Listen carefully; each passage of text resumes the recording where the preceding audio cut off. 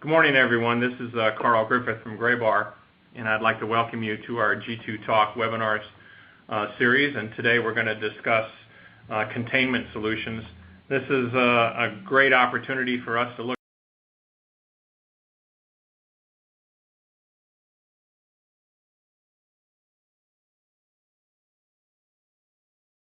at containment solutions, all the different types, and to analyze each. So this should be a great time for us to spend 40 minutes together and get some terrific knowledge about containment in our data center.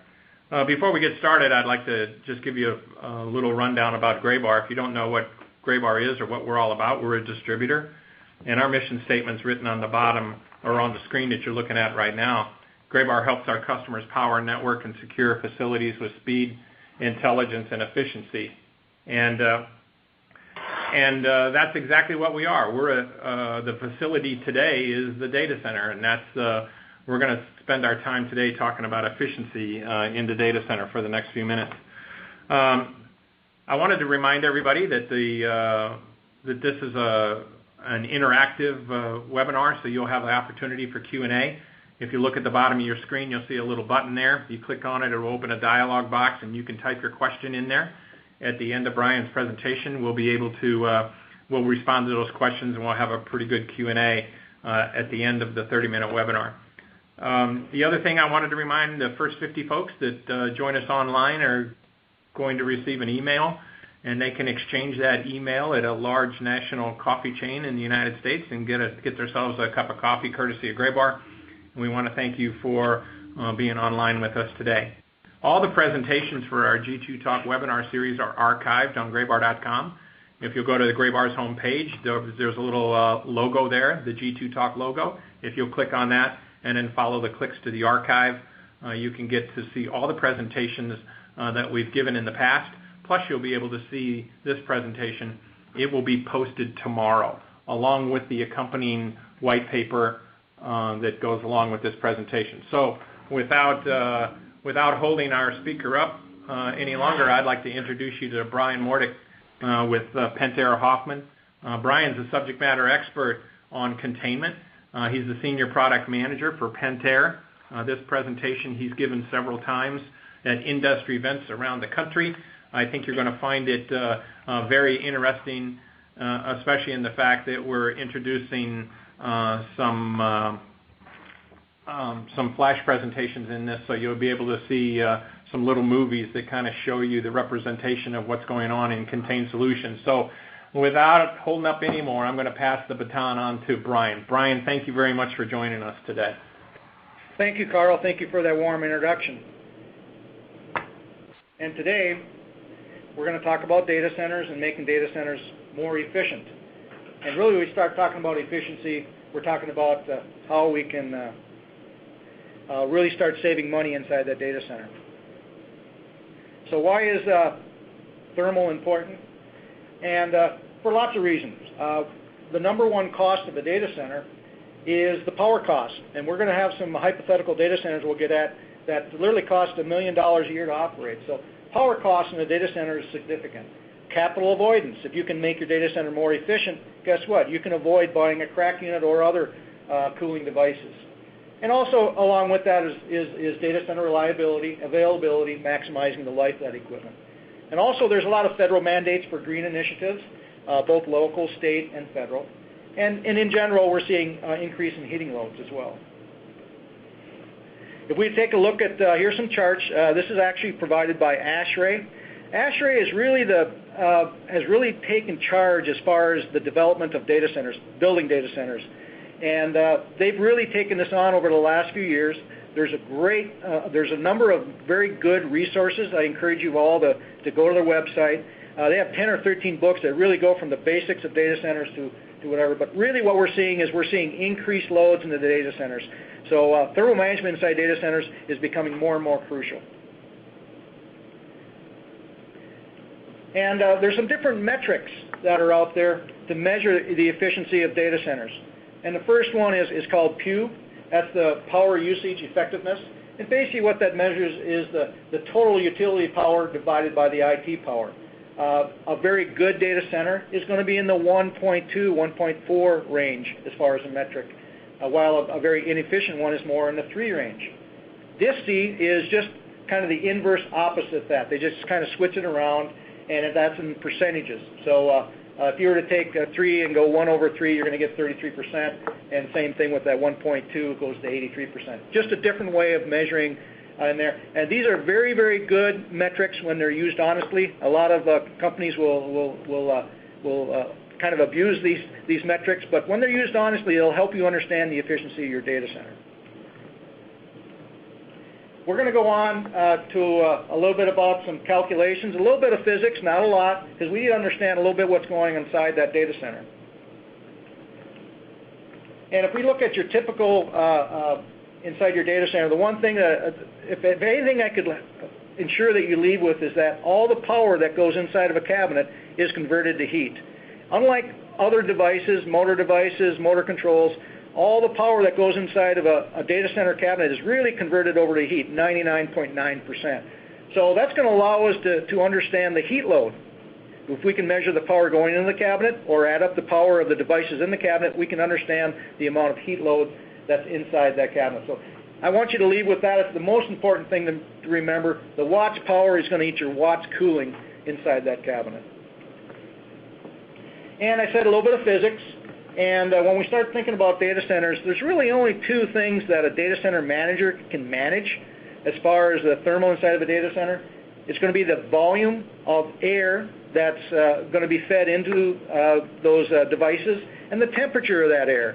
In this case, we're going to call that temperature delta T. Well, delta T really is the difference in temperature between the front of the equipment, the intake, and the exhaust or the hot air. And that tells you how efficient the equipment is able to get rid of its heat. From a data center's prospect, we have to operate in certain ranges. And from a delta T standpoint, really because of humidity, static, lots of other environmental things, the very best data centers are going to operate between 15 and maybe 30, maybe 35 delta T. We get beyond those delta Ts, there's just too many issues as far as heating up that air so much where we get condensation, which we want to avoid. So the thing to remember there, your delta T's, you're really bracketed between, say, 5 up to 30 to 35 delta T. A good data center is in that 20 delta T range. So the amount of air you provide is important, and the temperature of that air is also important. If I take a look at that same equation, and I'm just going to graph it out visually so you can see it, is what this says is a cabinet with 9,000 watts of power coming into it, which is the same amount of heat that we have to get rid of. We need 1,425 CFM at a delta T of 20. And that's a pretty basic, delta T-wise, that's a pretty in the middle of the road, very a typical, fairly efficient type data center. So that's one thing to remember. A lot of times when people see this, the light comes on and they start realizing that it's not just the air temperature, but the volume of air that's very, very critical for inside of a data center. A little bit, we're going to be working with lots of different folks inside that data center. It's not just the data center manager. There'll be IT folks. There's server folks. There's facilities people. And we're going to stay in watts today. Watts heating, watts cooling. We're going to stay in that. And that's the best thing to stay into. But recognize that you're going to talk to people who are going to use BTUs, or they're going to use tons of cooling. Those are simple conversions that you need to do when you come across that. But if you stay in watts, you're going to be better off with everyone, and you won't get confused by the conversions over. But just recognize that when someone says tons of cooling, understand that that's going to be a conversion to get to that point. It's just a way for them to measure large quantity of watts in a very simple term. So they'll use tons of cooling. It's very common for an HVAC facilities guys to use. We're going to start looking at what we call computational fluid dynamics, or CFD analysis. This is really going to help us understand what's going on inside the data center. It'll give us a visual cue as far as airflows and air streams. And the software I'm going to use today that generated the movies is called TileFlow. I'm not promoting them, but I am promoting the use of CFD analysis. It'll allow us to take a look at the flow. It'll allow us to optimize our data centers. And then really what we're going to start seeing the really good data centers do is use this software, and they're going to measure everything. And whenever they do a change, they're going to verify that change and compare it to their CFD analysis. So lots of data centers now are really collecting a lot of data, and they don't do changes unless they're verified. Little background on CFD and hot aisle, cold aisle systems. Hot aisle, cold aisle is pretty much the de facto system. It's been in place for a good 9-10 years. And really all it was, you aligned all your intakes in one aisle and all your exhaust in another. And it's a fine system strategy, but really it's not very efficient. 70% of the cold air that took us a lot of money to get cold is really allowed to do nothing more than mix with hot air. That's waste, and we want to avoid that. And generally speaking, these types of systems are good for 3,000 to 7,000 watts, but we're starting to see cabinets, in the 9 to 10 to 15,000 kilowatt area, where those types of loads just don't accommodate just your typical hot aisle, cold aisle. So we're going to talk about things that we can do to improve those types of systems. Typically in all these cabinets, we see a very basic cabinet, fully perforated front door and rear door. And really the object of this cabinet is to allow that cold air freely to go into the cabinet and allow the exhaust to go out. Very typical, fully perforated front door, split doors in the back. Sometimes we'll see fans in the top. They have limited success in an open base. So this is your typical hot aisle, cold aisle cabinet that we see out in the industry. I'm going to start, this is my hypothetical data center, and what we see here is we've got 4 rows of 10 cabinets, 40 total cabinets. We have 4 crack units, and this has been optimized using the software. And in each cabinet we have 5,000 kilowatts. And so I'm going to start with this, and we'll see where it goes. The next video you're going to see is actually what this looks like using the software. And it'll take a second to come up. But what we're going to see, kind of a cross-sectional area of the software, and you can see the blue is the cold, and the green and yellow and reds are the hot, and you kind of see how it cuts through, and also see the kind of the airflows. And if you really look close, you can see a lot of the airflows mixing in outside the cabinet. I'm going to run that again, just so you can see that, and it'll pop up. It's kind of a neat software, and the software allows you to do lots of different things. We're going to see different ways the software kind of demonstrates this. So there again, you can see the hot aisle, the cold aisle. Here comes the hot aisle again, and then the cold aisle. And you can see the air streams back to the crack units and through the raised floor area.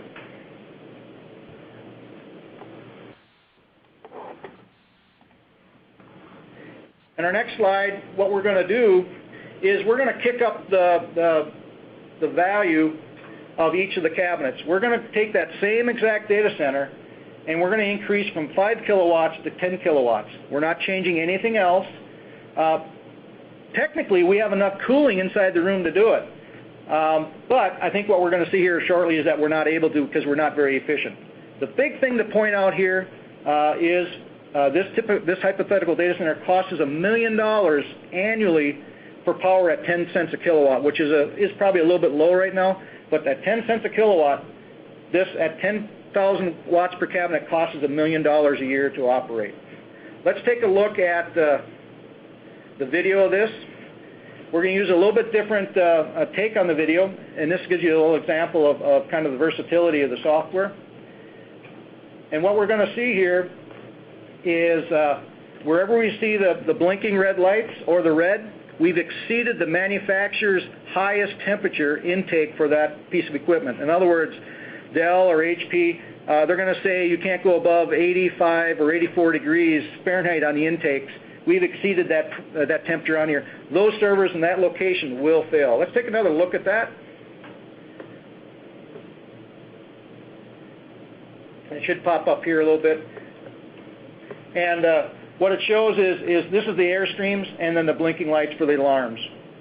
So really it says is that even though we have enough cooling in the data center, we're not very efficient, and we're starting to see areas where the temperatures in the intake are higher than what the manufacturers would allow. In other words, you'd void your warranty on that equipment.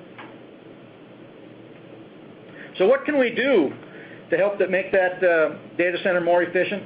And the first thing to do is look at containment systems. In other words, we're going to prevent hot and cold air streams from mixing. We're going to contain them in certain areas. So we're going to look at the Proline containment system. And here's a little bit of detail. And our Proline containment system is not only good for cold aisle corridor cooling, but also for hot aisle. In other words, we can either use it for a cold aisle or a corridor, or a hot aisle. In the hot aisle, you can see a chimney on top, so we can pipe that hot air back to the crack unit. So the Proline system can accommodate either of those types of strategies. I'm going to show a little video here. This is a customer that we work with in France, and we like to call it our Star Trek doors. I'll show you this video. It's kind of neat. It's a little bit of a commercial, but the whole idea was to give you a demonstration of cold aisle containment. And you're going to see the movie here is we call it Star Trek doors. You can see the doors kind of swing open and close, and a kind of a gentleman going through on it. And the whole idea is what you want to see here is we have doors front on both sides of the aisle. We have roof ceiling panels up above. And then more importantly, you can see blanking panels on all. Where there's no equipment, there's a blanking panel. So we have a so all the cold air that we pump into that room is going to go through a piece of equipment, making it much more efficient. So let's take a look at our hypothetical data center, and we're going to go look at some cold aisle containment solutions. We're going to increase those cabinets to 10 kilowatts. We're going to look at, in this case, hot aisle, cold aisle. We're going to keep the cold aisle temperature at 55. And you can see immediately, we went from $1 million where it didn't work to $819,000 where in the second year we're going to see how it works.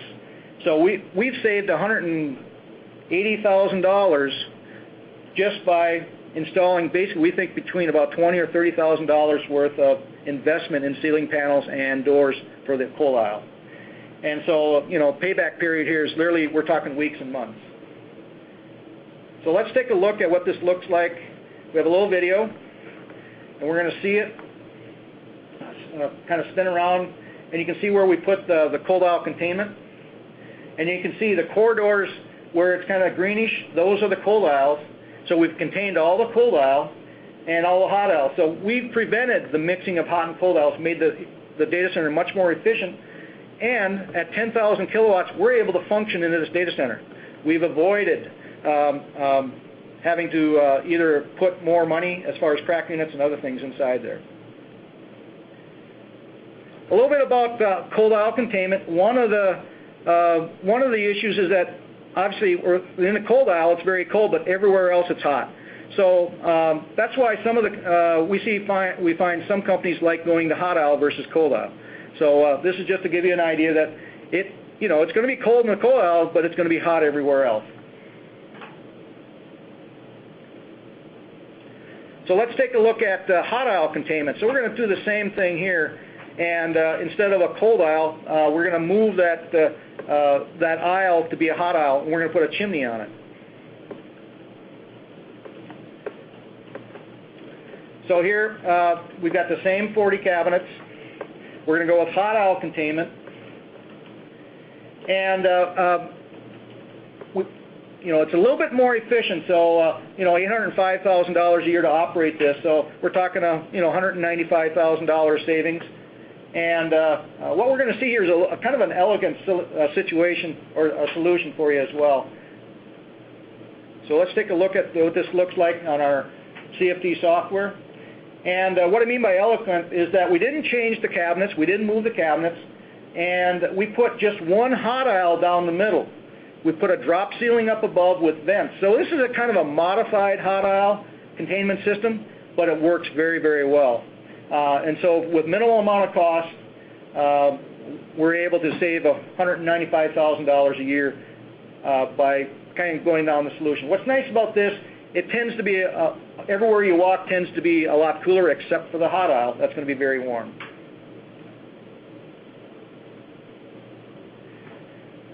So let's take a look at another hot aisle or hot containment system, and that's where we do it right on the cabinet, where we put a chimney right on the back of the cabinet.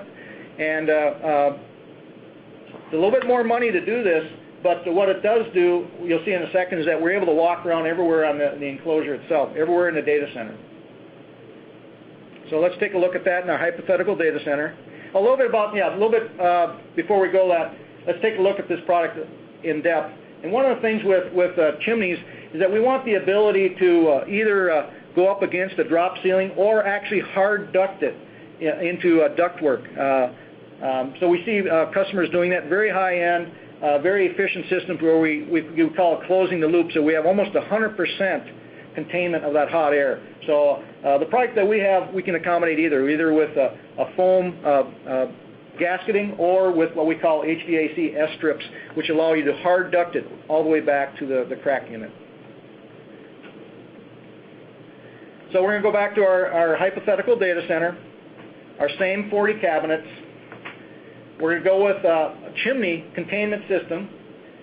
And you can see here, because we're 100% containment, hot aisle containment, we're starting to see, a $240-some thousand in savings. A little bit more work with the metal work on top of the cabinet, so that's more in the $45,000 to $60,000 range, but payback is literally in weeks for a system like this. So let's take a look at this on our software, and I think you're here to really see really how efficient this is, because the airstreams really don't cross at all. It's 100% contained. Everywhere you walk in that data center is basically a cold aisle.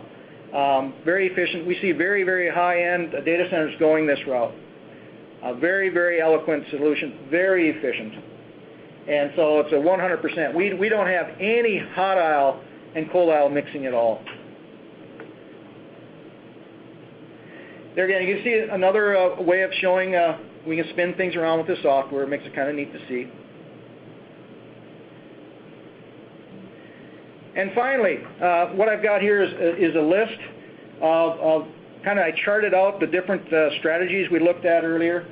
But there's other things you can do inside that data center other than these main containment strategies. So there's things like arranging your floor tiles, blanking panels, floor brushes, anything where we have leakages. Those are areas that we want to make sure that we address as well. And they will help you to take some costs out. So this chart right here kind of gives you an idea, if you start doing these different things in our hypothetical data center, the kind of savings you can do.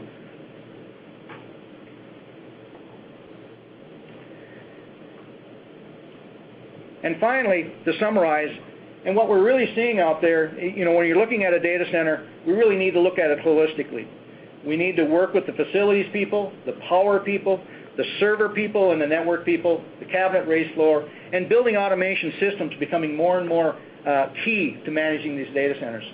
Whenever we do something to a data center, we want to verify it. I really encourage the data center managers to have software to simulate any changes they do, changes being if they add cabinets, if they add equipment, and measure it to what it really happens in the end. It correlates those results. So really what we're starting to see is everyone's measuring everything. A lot of inline measuring going on. And then the software really helps us to visualize and help inside that data center. And finally, for more information, we have some names of some folks here that you can go to and get some more information as well. And obviously work with your Graybar folks out there as well. So with that, that's kind of the end of my presentation today. And I'll be happy to take some questions. And I'll kind of turn it over to Carl. Yep. Thank you very much, Brian. We have a couple questions here. I'll kind of get things going. Just to remind everybody that's online, if you'd like to post a question, just click the Q&A logo in the bottom of your screen. A dialog box will appear. Type your question in here, and then we'll respond to it. As we get going and we're waiting for the questions to come in, Brian, I have a couple that I would like to ask. When we're talking about putting the ceiling on the contained area, or we discussed putting the doors on the end of the aisle, Will that only work on a Pentair cabinet, or can we retrofit those types of solutions on different manufacturers' cabinets? Carl, we get that question a lot, and if we have a uniform surfaces in all the cabinets, if they're all the same height and the width of the aisle is the same, we have a good chance of adapting, I'll call it our ProLine containment system to other competitors. We can do that. Often though, we start seeing cabinets of different heights, and that makes it a lot more of a challenge. Our particular system we have a 36-inch wide and 48-inch wide. 36 being OSHA minimum for an aisleway. 48 is the two tiles, which is becoming more and more popular. So we've been successful at adapting it to other people's cabinets out there in retrofits. The other question that I ask is this. If we're going to do a hot aisle contained solution, which means we would put a ceiling on top of the hot aisle and then use chimneys in order to prevent hot air from mixing with cold air to direct that hot air back to the crack.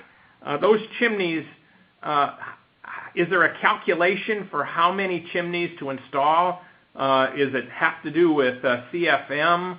How do you know how many chimneys, or you just count the cabinets? How does that work? Yeah, well, there we want to know about the volume of air. And generally speaking, nearly all the ones we've done is about every third cabinet we would put up a chimney. And that seems to work almost for everything we can come up with, up to 15 to almost 20,000 kilowatts per cabinet. So every third cabinet is what we would recommend.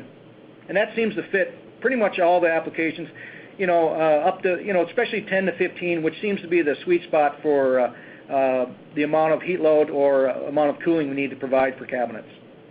So there's not exactly a calculation we have to make then, just one for every.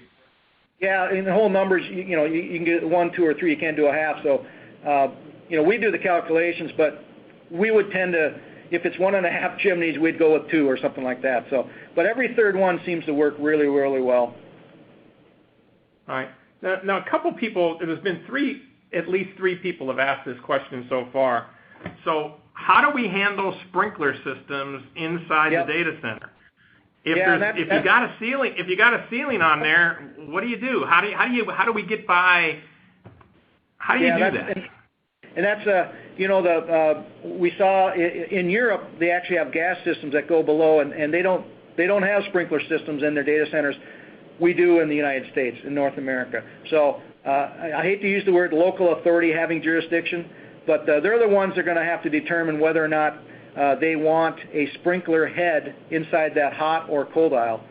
We've made our system, we actually, instead of glass on top, we use a polycarbonate panel up above that you can easily drill a hole in and drop a sprinkler in. And also, we've gone to a higher height in our containment systems, so if you do have a sprinkler system that you are required to put in that cold aisle, that, for generally speaking, it'll be above most people's head. You want it to hit it with your head. So, we've worked with different customers out there, and there have been times where we've had to put the sprinkler in the containment area, and there's been other times where they say, no, we're not worried about it. So you really got to work with your local authority having jurisdiction, and then we can go from there. As far as inside chimneys, same thing. We've seen local authority having jurisdiction require them inside chimneys and not. And obviously, if in the chimney simulation that we just looked at, if you had to put a sprinkler in each one of those, that's probably not going to be the best solution for you. We'd probably go towards a cold aisle system or something else.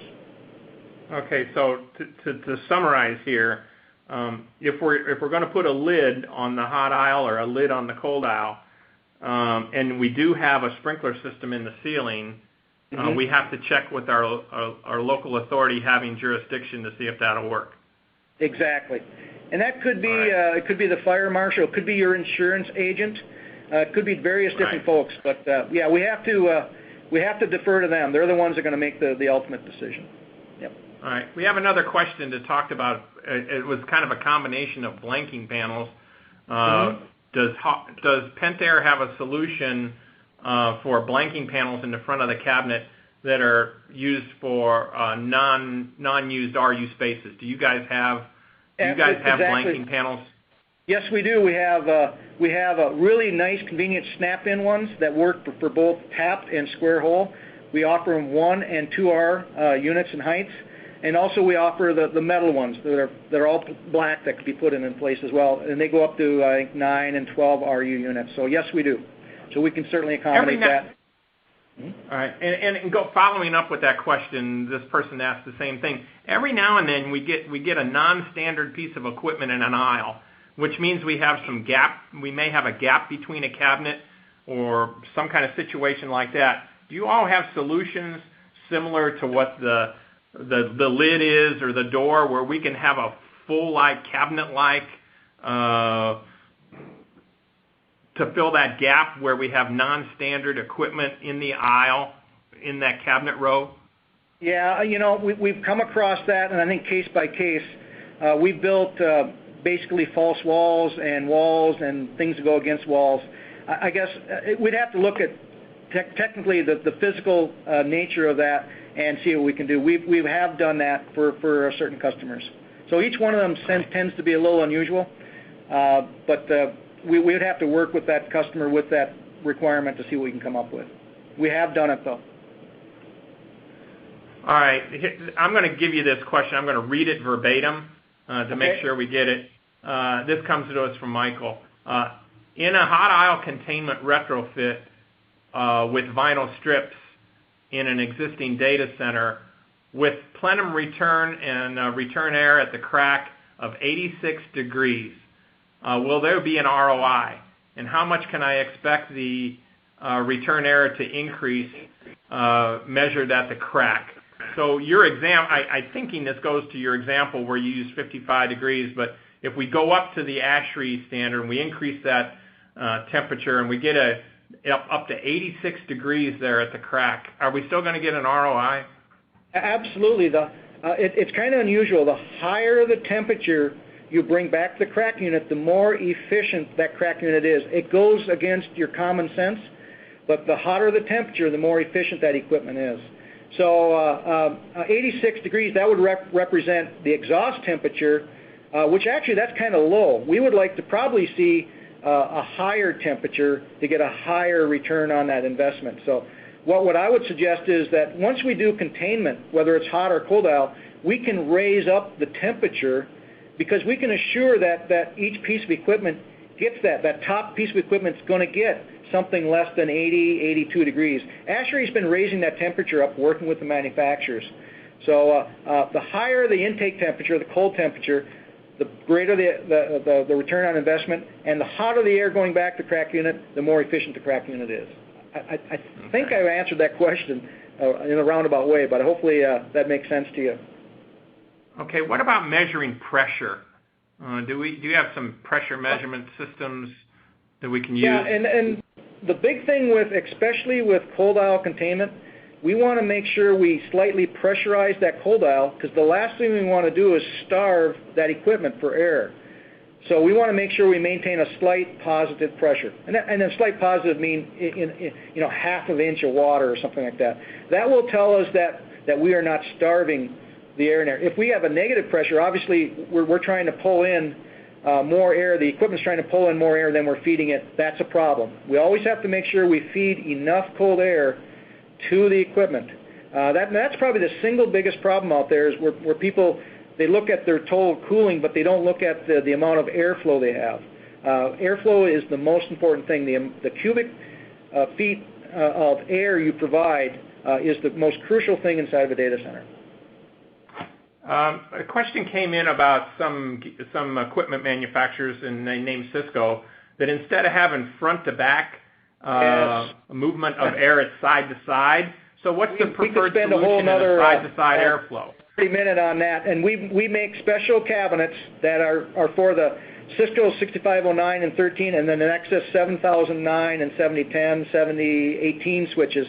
And we've created cabinets that have special ductwork that will work in a hot aisle, cold aisle, just like a server, but we redirect that air from the right to the left and the exhaust. So we have special cabinets that ideally work, that will work just great inside these, inside a hot aisle, cold aisle, just like a server. Yep. So Robbie asked that's how you'd want to do it. Robbie asked a question about the software that was used, and just will mention that the particular software that was used for these videos is a company that does data center modeling called TileFlow. So that's what was used. Yep. And you can Google the word TileFlow, and you can find out where you can procure that software if you wanted to get it. Let's see if there's any more questions here. Let me hit the refresh here quickly. Yeah, a little bit about that TileFlow. I'm not promoting it, but that's just a PC-based software. It works on a regular PC. It's very, very, it's as good as as good as the information you feed it, and the better you feed it in, the better the results you're going to get. Learning curve on that. We had an engineer pick it up on a Monday, and he was doing the simulations by Friday, and that's not doing it full time. So they're very friendly, very easy to use.